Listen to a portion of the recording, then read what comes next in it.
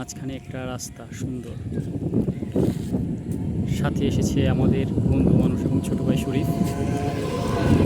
মাঝে মধ্যে ওর মন খারাপ থাকে, আপনারা সবাই ওর জন্য দোয়া করবেন, সেই সাথে আমার জন্য দোয়া করবেন।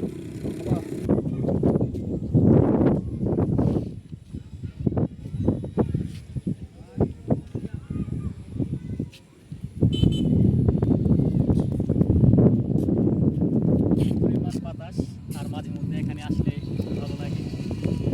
যদিও এখানে আমরা উঠে চলে যেতাম, কিন্তু এখানে শুধুমাত্র এই ভিউটার কাছে দাঁড়াইবার জন্য আমরা নাইমা দাঁড়াইছি, হাইটে আসতেছি।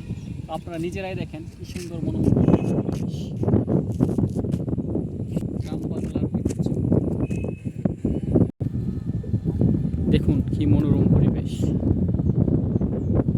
দুই পাশে নদী আর মাঝখান দিয়ে একটি ছোট একটা চিকন রাস্তা।